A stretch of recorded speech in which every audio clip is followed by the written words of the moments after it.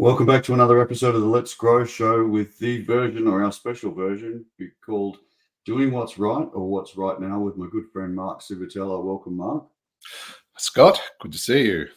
Yes. So, again, we want to continue the discussion, and we were discussing beforehand about future contemplation. So, when we're making decisions, are we considering the future clearly enough in that decision making? We have talked about the inherent trend of making decisions more in the immediate and more in the right now, with some abandonment of consequence. But we have been somewhat pattern interrupted by a bit of news, Mark, from Tampa Mayor Jane Castor, who has some very wise words to share. She's Pre-hurricane. very right now. And yeah, and obviously for our friends in the United States who, wow, what a horrible turn of events with such catastrophe in that region with hurricanes and some of Hurricane Milton, of course, and the mayor's right now to the 10th degree, get out of your home or it'll be a coffin. And if you don't leave now, you'll die, and all these sorts of things. Absolutely right now stuff. But this is very much part of a pattern. And I suppose today, really what we want to talk about were those sort of mega trends, those big issues that are sort of dominating at that large scale, which of course every organization, every business has to plug into and respond to and adjust to. I see this, very much as part of a continuum, particularly around catastrophic events, and what a horrible event has been experienced there in the US. But in Australia, we have bushfires. In the US, I think, because it was going to be a Category 5, it ended up a Category 3. But at the time you make the call, they're telling you it's a Category 5. Of course, in Australia, we do it the other way around. We tend to underestimate. Yes, true. True. Watch. No, it's fine. A little bit of heat, everyone, but don't worry. Yeah, then we have the inquiry. Then we have a scapegoat, so we feel good about ourselves, and then we reboot, and that'll never happen again. But I suppose that's the question: do you go large or go small, or what do you do? Because you're actually looking at those sort of unpredictable. Well, to a degree, the severity is unpredictable. It's like COVID. Everyone knows in the global, that there will be another pandemic. We know there'll be another one. We just don't know what it'll be, or when it'll happen, or how it will impact.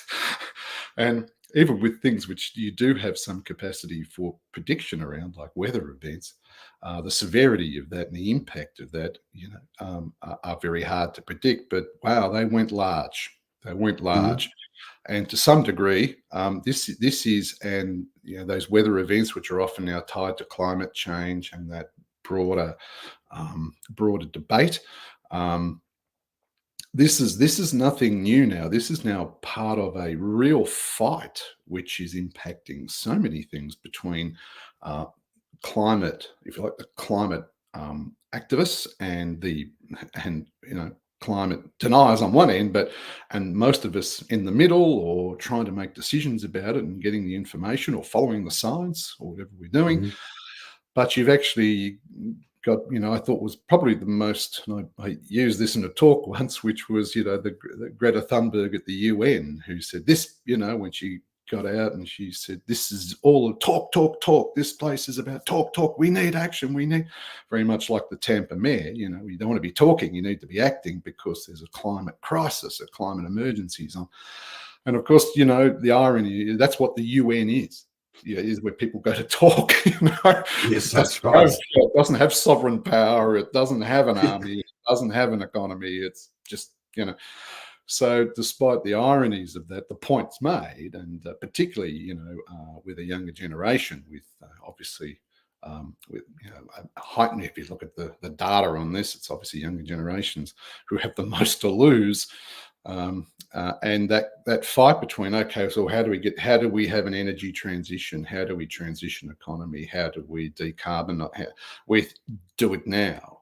And I think we've got this playing out as well, and that'll flow through, because now it's weather is news, and part of the driver there is that anything that's out of the ordinary or something will be, used as a point of catastrophizing for climate on one side and denial on the other. So we're stuck in the middle. But government, of course, is adjusting, is making changes to regulation and so on, which particularly in Australia has been legislated and will have a significant impact on listed companies and so on from 1 January 2025, which is big and which is actually going to have a huge impact on business. The US, it's probably depending on the current election.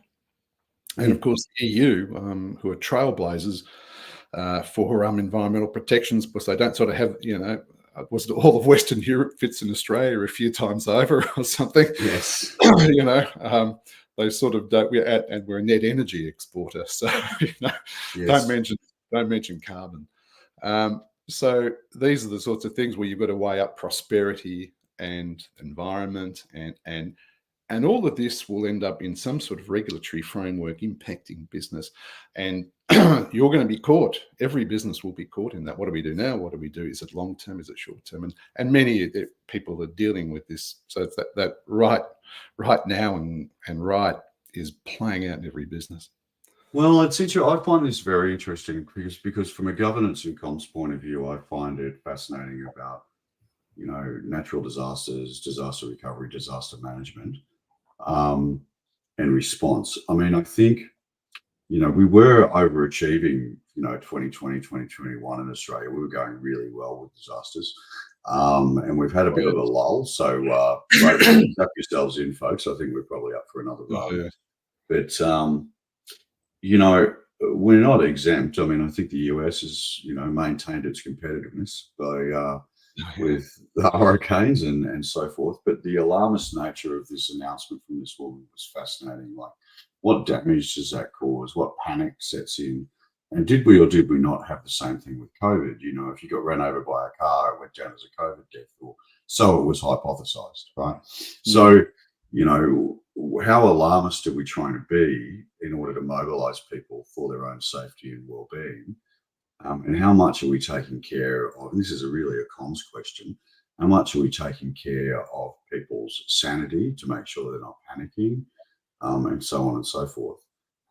But moreover, the other thing I'm fascinated about, so I'm going to throw a lot of things at you, but is when it comes to the anticipation of these events, in Australia alone, and I imagine in the US this is absolutely true too, we've got both universities and government agencies who've got their finger on the pulse so much about weather patterns and what's going on. I mean, there's, maybe I won't name it, but there's a university in Australia that literally has satellite imagery of Australia's outback land masses and detecting the degree of dryness in foliage, etc. And therefore, providing degrees of alertness around the propensity for bushfire, given temperature expectations and so forth. So if we know this, why is it that every time we have a disaster, the government's like, oh, wow, who knew? I don't know. I find the whole area fascinating. Oh, look, the other thing is they're often wrong. And, yes. It's the impact of the extreme event that really does it, with a bit wet, a bit dry. I mean, if you think where you are, Scott, of course, I'm on the Sunshine Coast, and just thought I'd mention it, but where you are, Scott, yes. trapped in Melbourne, the greatest lockdown, I've escaped. If you think years back, I was doing a lot of research and political advice, and one of the things the government did down there is, because there was one of the weather patterns, it was dry and there were water restrictions all around the country. It was dry for a long time. And part of this was an argument saying was part of the weather patterns. Another was saying, well, natural weather patterns, and others saying, well, it's part of climate change and all. And so these debates went on. And the government down there decided, well, the only thing we really should do is we're going to build a desalination plant like they would in Saudi Arabia or something like that. And but of course, it's public money, Scott. There's an OPM. endless supply of that, I understand, publicly. Yes. Yeah. We're going to build the biggest in the southern hemisphere. People are going to just love our desalination plants. Of course, it works hard, overpriced, over time, but the whole inevitable. It's a government project, and this is not unusual. In fact, there were the fantastic scenes of that they had to delay work because the whole thing was submerged in water. It started raining again, and so you couldn't actually build it because it was covered in, it was underwater. Yes. The Yes. desal plant because there's not enough water, and I could. Sorry. They were an inch off discovering the lost city of Atlantis at one point, Scott. So it was getting close. No, close. Yeah. It was underwater water. It wasn't just a little bit. It was significantly underwater, which of course pushed the scheduled date back. This was an irony not lost on people, Yes. and what had actually happened is, I think, was one of and he did the whole tour of the universities, wrote a book about climate catastrophe and all the rest, actually had declared that given the changes in climate, that in fact the rain would never fall where it was. So the existing reservoirs in the state, or at least in the broader metropolitan area of Melbourne, would never fill with water again. That was simply the case. So this was absolutely essential. Therefore, it's going to be the biggest in the southern hemisphere, despite any, any engineering advice you might receive. So this thing is being built, and then the Premier came on and described it. He consulted with the experts. There's billions of dollars and billions of dollars in overrun. By this stage, they're tracking south in the poles because it started raining again. And in fact, if you look now, they're all the reservoirs are full. Yes. Like the ones that would never fill. Yes. They're full. And you have a desal plant, but part of the contract is you have to buy water off the desal plant. But the joke was, of course, this thing is so big, it's the biggest in the southern hemisphere. Did I mention that, Scott? That's how good. Yeah, you might have mentioned that. Yeah, it's number one for desal plant. Southern hemisphere, those other countries, we laugh at them. We laugh at them. All of them these small desal plants. It's a size thing, Scott. Yeah, the house is huge. But you have to buy. So whenever you turn the thing on, I think all the lights in Melbourne dim, because it costs so much electricity to power this thing. And of course, just near the desal plant is in fact the coal-powered fire station, which I think they just are trying to decommission, which has to sort of crank up to fuel the, so the entire climate argument. Oh no, it's great. It's quite a farcical. Sort of, you couldn't invent this. And it's interesting. You may be able to confirm this, Mark, but I mean, it's interesting. I had heard on the grapevine, and so I can't be quoted on this, but I had heard that given the accuracy of forecasting, that the Bureau of Meteorology in Australia, as part of their fundamentals of their international relations, are assisting with the polling of the US election. Is that right? Yeah, Nate Silver, I think, was predicting the cyclone stuff, and no, and that's another. I mean, I've published on this on the inaccuracy of polling and all the rest, but this is it's really hard it's really hard with natural events, with things. It's really hard with what people think. It's so much harder with what people think in a really where the uniformity is no longer there. But just getting back, when you extrapolate all that, and we've had that with the desal plant, but nationally in Australia, we're now rolling out every listed company and other sort of prescribed organizations, superannuation funds and so on, are going to have to disclose that, so in their annual reports to the market, to the stock exchange, they need to actually provide not just a financial report, a management report, they have to actually put an environmental report. It's now mandated. So it's very much following EU, depending on the US election, whether in fact those sorts of things. Now, this is really important because the whole thing will roll up in the next 3 years, large, medium, small organizations. And if you're buying something, you're a large organization, you're buying something, you want to buy off something, you've got to account for all of this. Everyone's going to have to start giving you climate footprint stuff, like how much carbon. That's right.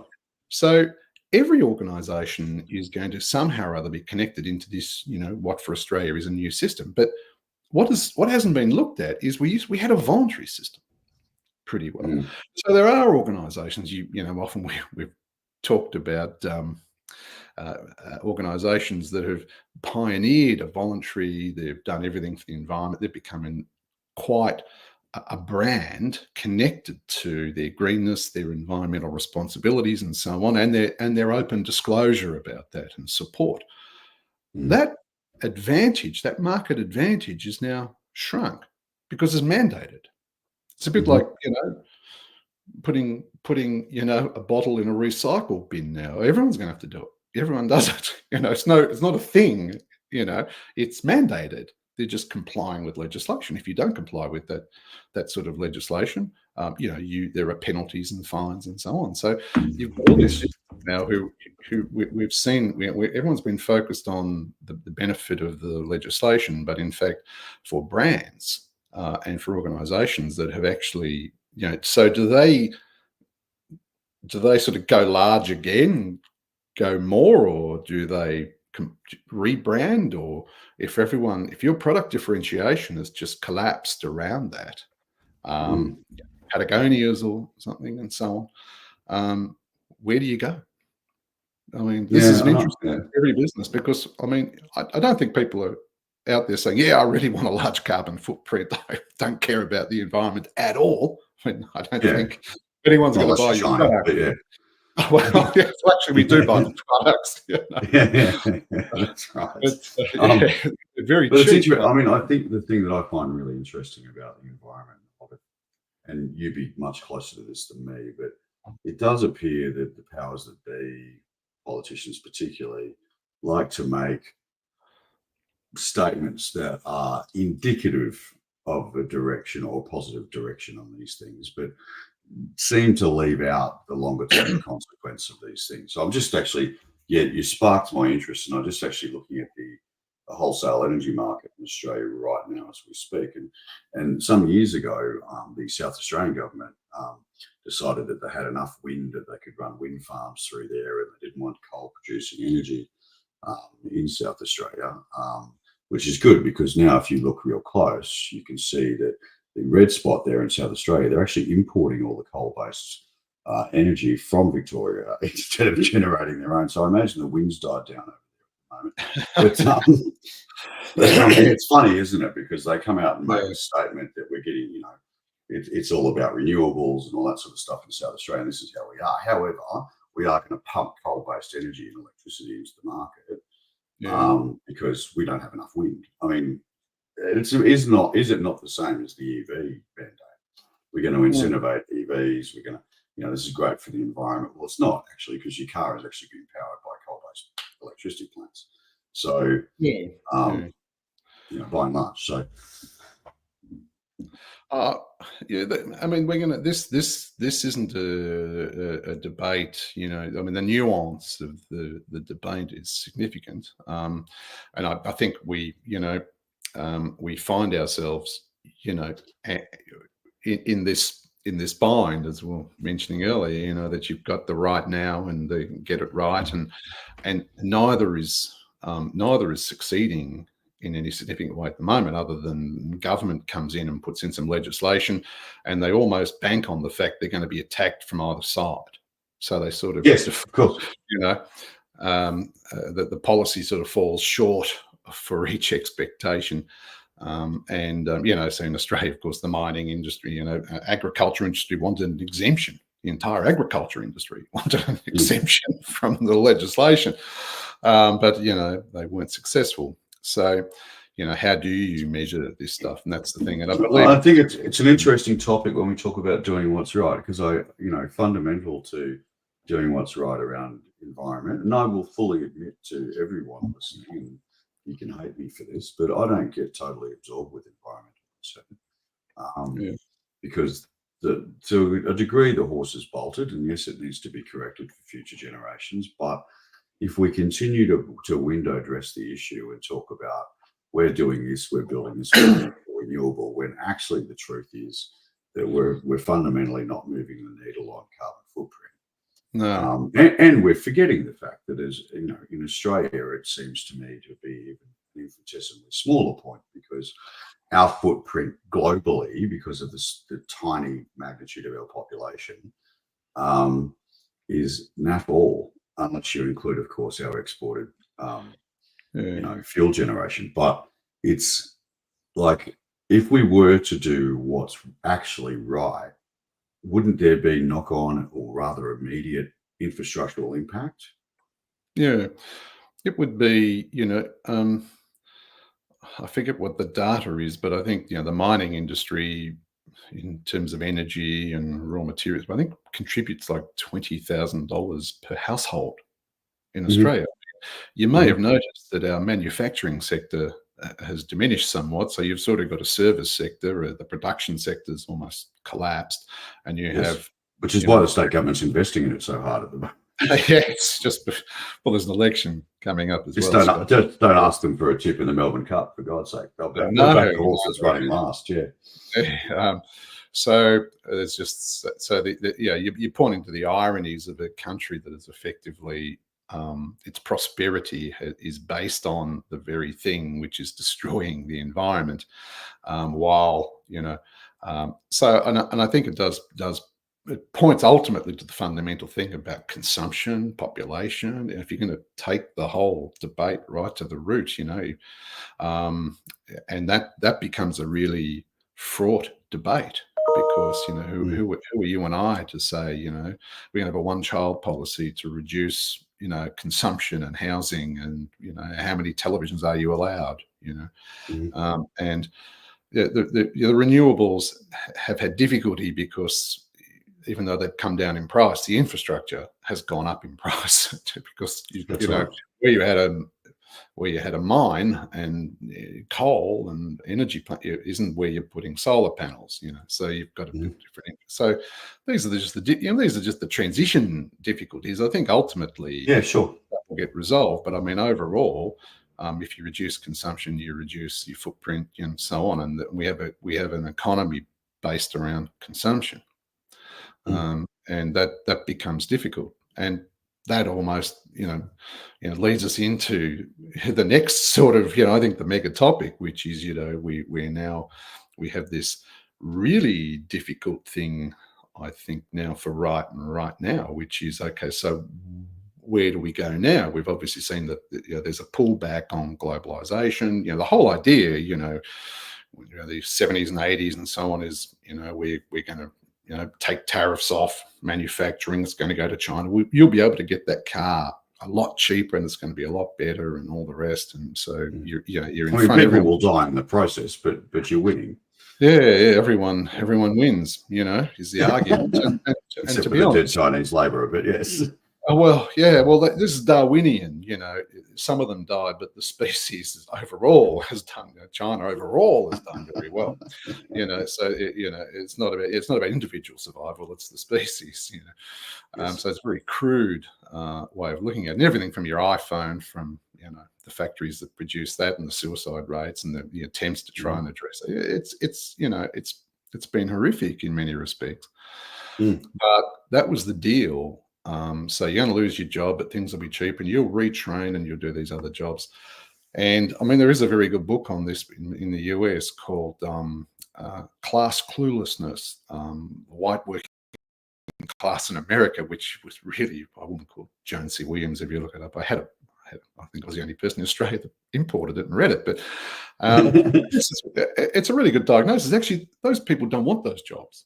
They want the job they mm, used to have, which had sort of a career and this and that. And I love baristas. I am an avid, but is that a career that you can, unless you own the business, or how can you pay for a house? How can you do all these things? So you've got a whole lot of people moving into this burgeoning economy, who aren't being able to participate fully in the wealth of the nations, mm, um, and there's resentment and anger, and and how is that going to play out, if that whole, all of a sudden, globalization might better backtrack a bit, so we might just end up trading partners with our you know, with our AUKUS partners, with our defence partners, the only ones, because now, these, there was US, they were going to ban cars, imported from China with, where the technology is built there because it'd be controlled and used as an assassination vehicle. All these sorts of things are coming out. These Yeah. are all, which is all true. I mean, this is literally Sure, it's all stuff possible, that's come right? out of the Biden administration. Mm. And it will flow through here. And who has access to this technology? Is it secure? And if you want to get a job, work in cybersecurity. There are a lot of jobs going in cyber. So we're now in this sort of almost a Cold War footing.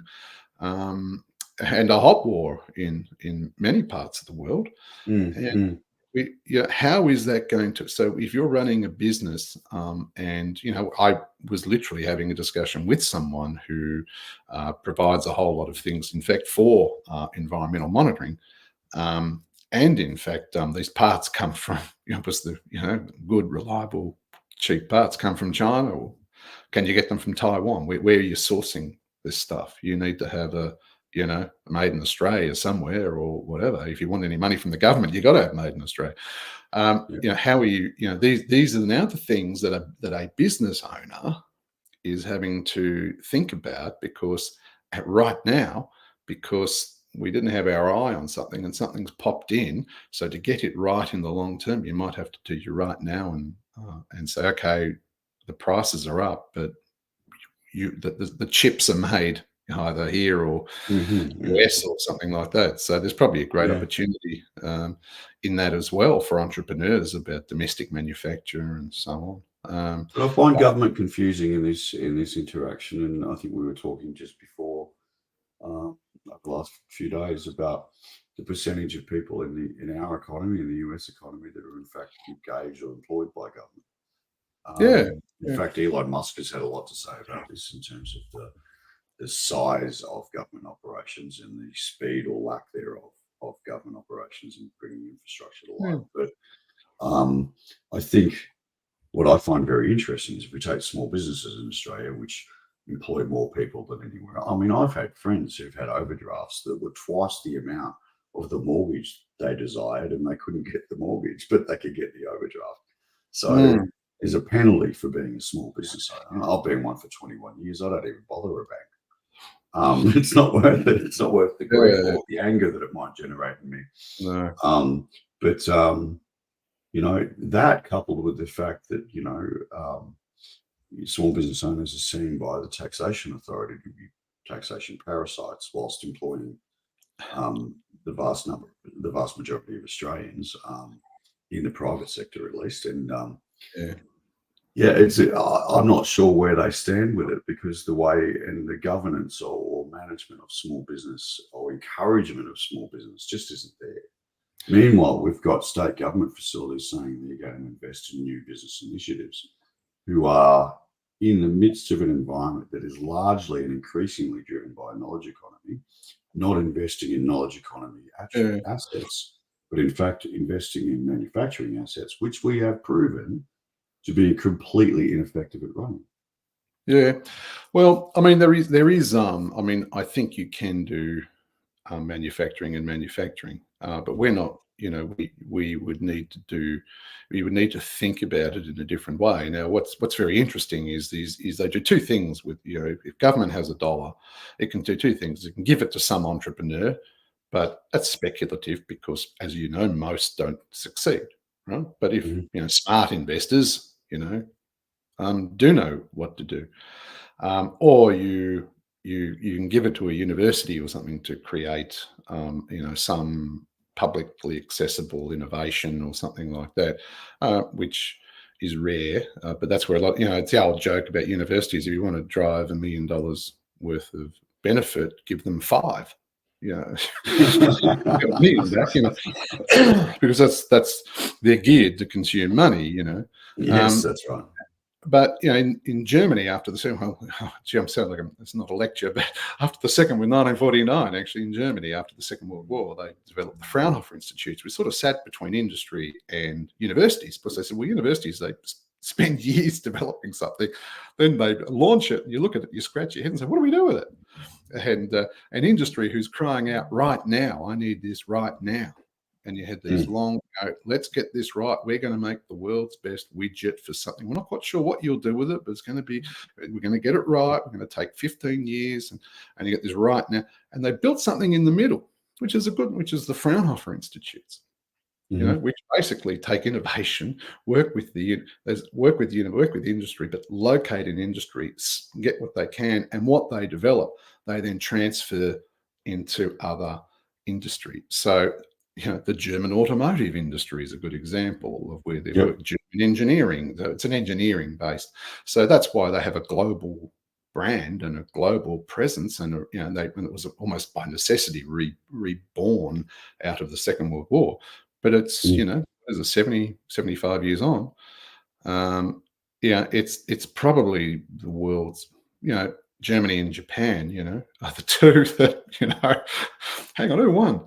That have come out of adversity, but they were smart enough, you know, and that was because right now, when your economy is decimated, when you've just been slaughtered, you know, when they've dropped bombs on you, when you're in total disarray, the right now can often be the perfect thing to at least try and get you into that into that long-term right position, which I think the Germans got right with their Fraunhofer Institutes, for example, which is why they have such a high productivity per person, which in Australia is, I think we're actually going backwards.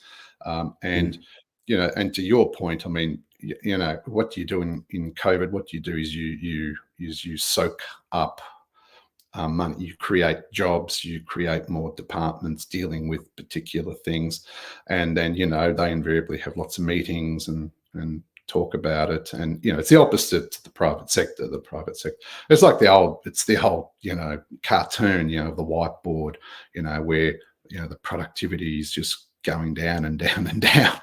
And the characters are standing there and one says to the other, but we had all the meetings. And it's so true. It's that's a different frame of thinking about, because it's process driven, it's regulatory process. There's, you know, and whereas entrepreneurialism is you know, is very much, you know, it's not in it, you know, it's in the private sector. And I think it's almost like two halves of the brain or something, whatever. You probably know more than me. The one doesn't understand the other. It's quite, you know, one says it's helping the other, but the other one isn't quite sure that they're getting any help at all, you know. Maybe just created more forms, you know. But that's what we do. Well, I think it was Musk was saying that, you know, it takes him less time to build a rocket to fly into space than it takes the government to endorse the actual launch. The local government to actually shuffle the paper. But look, you know, just for, you know, for listener benefit, I think this is the reason we raise these issues, is that I think we need to bring to bear the fact that we are buying narrative that's not shifting the needle, that politicians and others are getting away with piecemeal narrative around what they're doing for the environment, what they're doing for the economy. When in fact, if you sit back in the helicopter, which is what this entire series is about, and explore what decisions you're making and what the knock-on effects of those decisions are, you'll soon see that, you know, driving an electric vehicle isn't making a dent in the environment. That it might be making a dent in your fuel prices individually, but you did pay 4 times the amount for the car. But, you know, then, you know, Mark and I have been involved in lots of sustainability efforts and environmental efforts where the mindset of the communications practitioners was just off-piste and focused on minute portions of the population that weren't going to make a difference fundamentally to the outcome. So we almost speak to the converted, and then, you know, for everyone else, we bullshit them.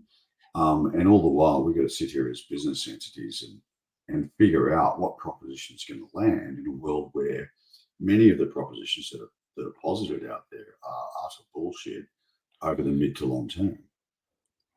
Yeah, and you know, my sort of thing is about the catastrophe. I can recall having a debate with who was a Senate candidate for the Greens, and this person was telling me that that the Earth was on fire, and I said, "Well, it's not on fire," and we're discussing.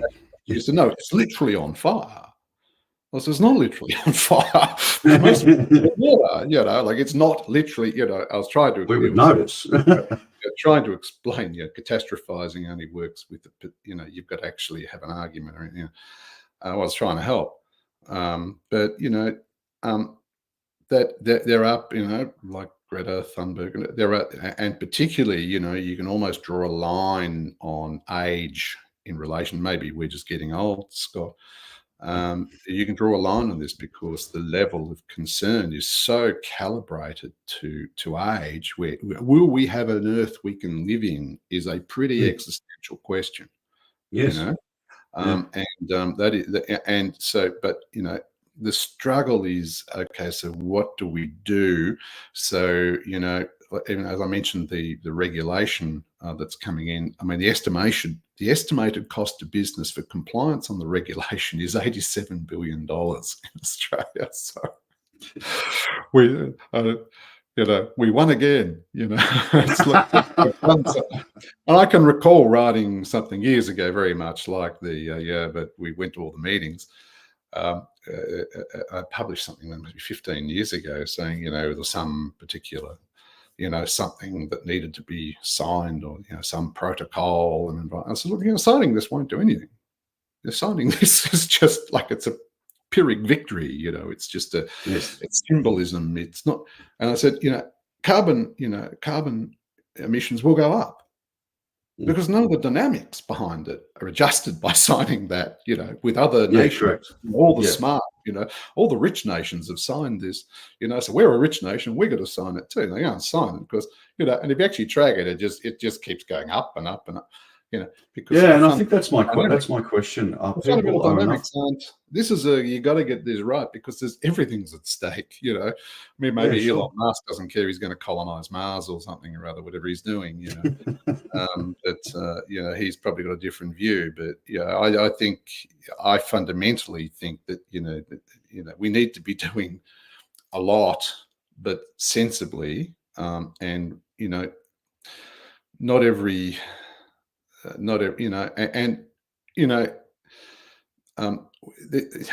find there's not enough adults in the room in a way that where we say, yes, I understand why you're panicked.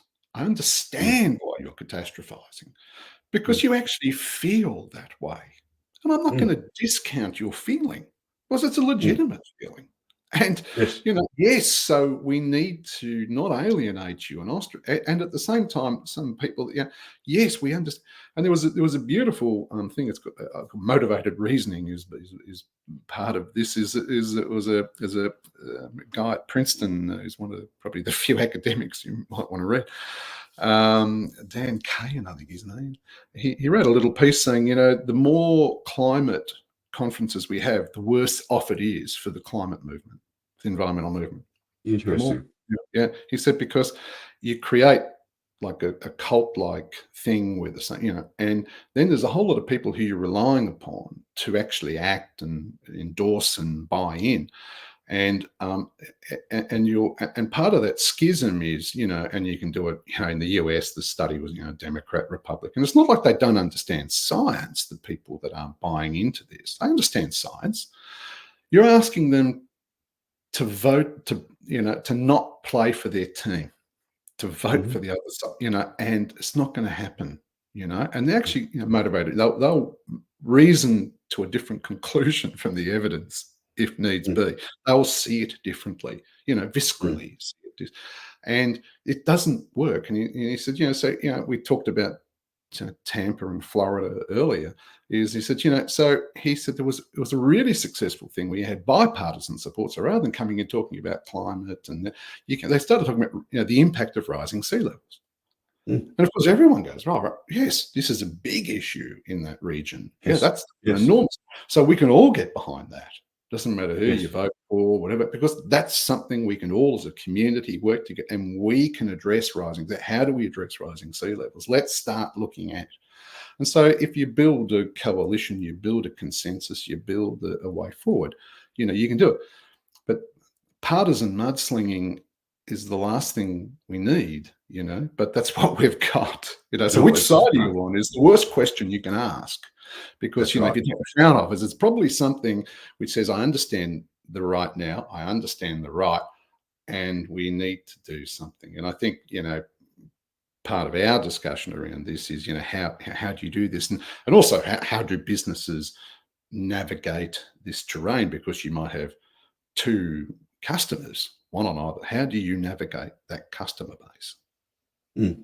Mm. They're very different people with very different expectations about you, and so, or do you align with one, not the other? So, Yeah, and how these much are really genuine commitment and how much genuine commitment is there amongst customers, potential customers around some of these initiatives? Because if you really think about it, we've got younger generations, screaming to get the Greta line about, the environment being dead, wearing nights and using iPhones. I mean, what are we talking about? Like, are we serious about taking our wallets and our consumerism to the task of looking after the environment, right? And the truth is, we're not. So therefore, we're the narrative is just full of tokenism and crap. well, I think there's one thing in there is